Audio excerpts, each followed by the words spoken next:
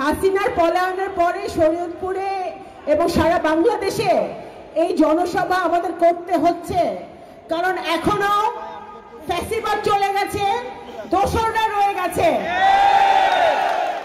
Syndicate রয়ে গেছে, দুর্নীতিবাজরা রয়ে গেছে, এখনো ডেভিল হান্ট করতেছে, কিন্তু ইউনূস সাহেবের চারপাশে এখনো ডেভিল ঘোরাফেরা করতেছে। এই জন্য বাজারে জিনিসের দাম কমে নাই, সিন্ডিকেট তারা ভাঙতে পারে নাই এই 6 মাসে।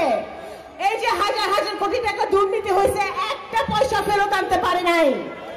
শেখ পরিবার পালাইলো কিভাবে? শেখ হাসিনা পালাইছে, আমরা সবাই দেখছি, টেলিভিশনে দেখছি না? আবার ওখানে সবাই আমরা গিয়া দেখছি শেখ পরিবারে এতগুলো লোক পালাইলো কেমনে, একটাও ধরতে পারলো না কেন? সুতরাং আজকে আমাদের এই নতুন প্রজন্মের যে সংগ্রাম, আমাদের বিএনপি গত 17 বছরের যে সংগ্রাম, জনাব তারেক রহমানের নেতৃত্বে আমরা যেই সংগ্রাম চালিয়ে যাচ্ছি, এই সংগ্রাম কিন্তু আমাদের চালিয়ে যেতে হবে যতদিন পর্যন্ত আমাদের একটি নতুন বাংলাদেশ, সুন্দর বাংলাদেশ, স্বচ্ছ বাংলাদেশ, একটি দুর্নীতিমুক্ত বাংলাদেশ আমরা গড়ে তুলতে না পারবো, মানবিক রাষ্ট্র গড়ে তুলতে না পারবো, ততদিন পর্যন্ত আমাদের এই সংগ্রাম চালিয়ে যেতে হবে। এবং সবচেয়ে বড় কথা, আমরা এখানে যারা আছি তারা এখনো 15 বছরে একটা ভোট দিতে পারি নাই।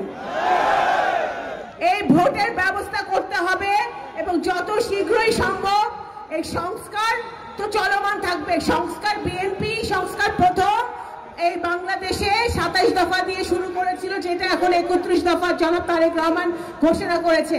বিএনপির মাধ্যমে আসল সংস্কার হবে, কিন্তু আপনারা সংস্কার করেন, সেই সংস্কারের জন্য আমরা পূর্ণ সহযোগিতা করছি অন্তর্বর্তীকালীন সরকারকে। কিন্তু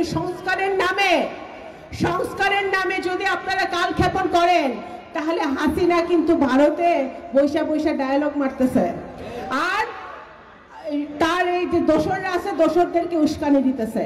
সুতরাং ষড়যন্ত্র ঘনীভূত হবে, ষড়যন্ত্র চলবে।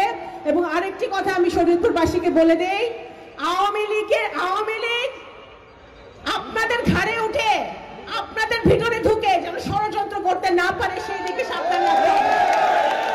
শরীয়তপুর বিএনপিকে সংগঠিত করেন, ধানের শীষকে শক্তিশালী করেন।